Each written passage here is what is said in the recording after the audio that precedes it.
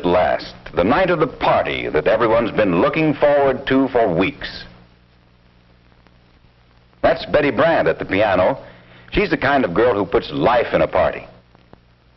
And here are Jimmy and Sue and Jean and the rest of the gang. They seem to be having a wonderful time. Over here are the ones who'd rather talk than play. And oh yes, here is Adrelene. Adrelene, who usually sits all alone, slumped in her chair in the corner. Adrelene knows that for some reason she doesn't fit into the picture, but she doesn't know why. Her party dress is just as pretty, just as becoming as the clothing the others are wearing. And Adrelene has a sense of humor. She can laugh right along with the others when she knows what it is they're laughing about. But why do they sometimes laugh for no good reason? What is it that creates this unfavorable impression the others have of her? There's a mirror, Adrelene. Go on, look at yourself. See if you can discover what it is. Your face is all right, Adrelene. You're neat and clean and healthy looking. You're neither too fat nor too thin. Why, there's nothing wrong with the way you look. What in the world? The mirror's gone crazy. You hold one hand up, it holds the other one down. Who ever heard of a mirror like this?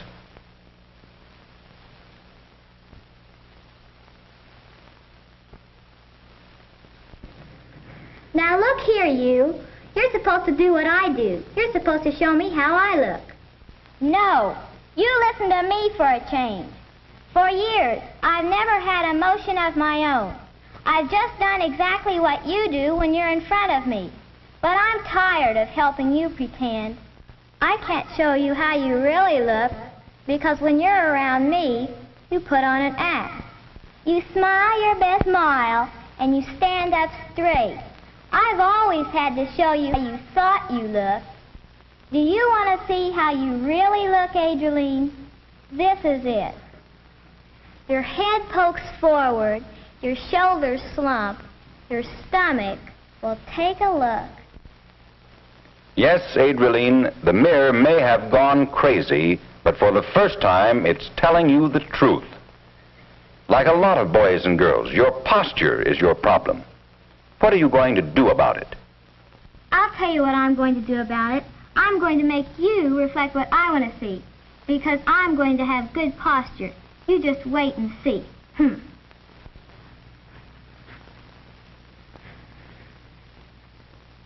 Atta girl, Adrelene. Yes, Adrelene, you have just taken the most important step toward good posture, wanting to have it.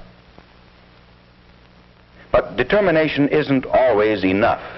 What is good posture? How can you make it a habit? Maybe you'd better ask someone for help. Your friend Tom?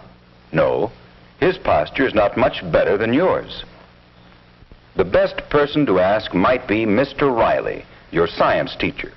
He has been teaching you some other things about health. Maybe he can give you some pointers about posture. When you and Tom tell Mr. Riley about your problem, he agrees that posture is important to all young people. So important that he will ask Dr. Martin to come to class to talk with you about it. Dr. Martin is not concerned with how poor posture makes you look to other people. He talks about what good posture means to your health. In the first place, poor posture may be a sign of something wrong with you. You may be run down physically, or overtired, or upset. You need a thorough checkup by your family doctor to discover the cause of your posture defects. Even if your poor posture is only a matter of careless habits, you should see a doctor before you start corrective measures.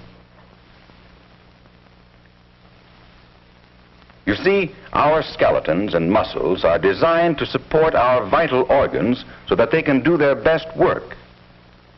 If we sag, these organs are pushed out of their proper positions. The muscles are stretched, too, under a strain which they were not designed to take. Stretched muscles and displaced organs tire more quickly and work less efficiently. The health of the whole body is affected. And here's where habit comes in. If you usually slump when you're sitting or walking, as this boy does, your body will accustom itself to poor posture so that it actually becomes difficult for you to sit up tall or walk correctly. To develop good posture habits, the kind this girl has, there are several things you must do. First, exercise. Go in for active, stretching, bending games which will build good, hard muscles to help hold your body in line. Work will do it, too. Any activity which takes balancing or stretching is good for developing the muscles of your shoulders and chest.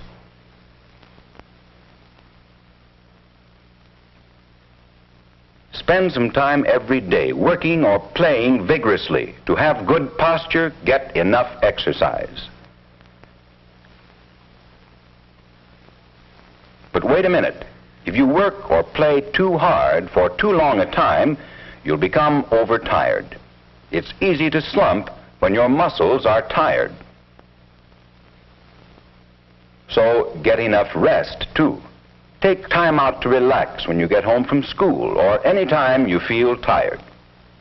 If you rest for a while before dinner, you'll feel more like sitting up straight at the table. Go to bed early enough to get plenty of sleep, and sleep on a firm mattress which will support your weight without sagging. Remember, to have good posture, you must have enough rest.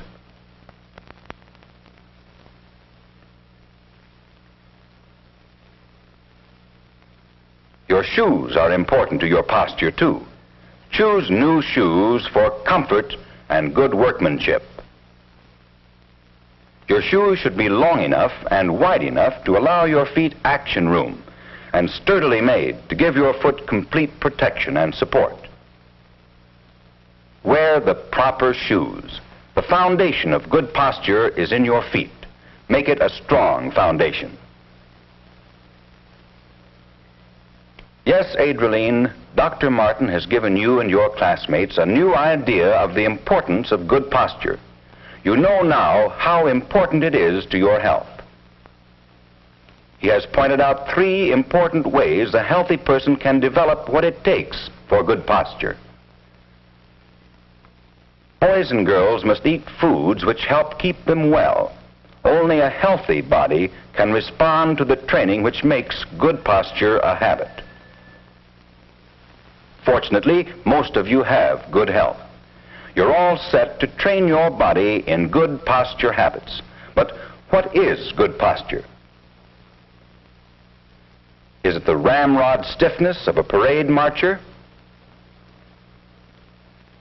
No. Good standing posture is a comfortable, easy position, such that a straight line could be drawn from your ear through your shoulder, the center of your hip, and your ankle. When you stand and walk with your body in a straight line, you don't have to throw out your chest, and your stomach flattens out naturally. Good sitting posture means sitting with your head directly above your hips, with your hips and back against the chair. Your feet should be flat on the floor. That's all there is to it, Adrelene. It seems easy, doesn't it? But it's not as easy as it looks. You can't expect to correct posture defects overnight. You'll have to find out from your doctor which exercises will help you the most, and then practice those exercises regularly. Your teachers and your parents will give you encouragement, but the standing tall and walking tall are up to you.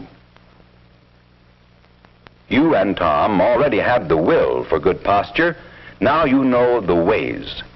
If both of you practice good posture until it's second nature, well, Tom is going to have a set of habits that can make him look better and feel better all of his life. But you, Adrelene, you can not only do good things for your health, but before too long you can walk right up to that crazy mirror in your room, and this time the mirror will be surprised. You will have the last laugh. And what is more important, you'll know that you can be proud of your posture.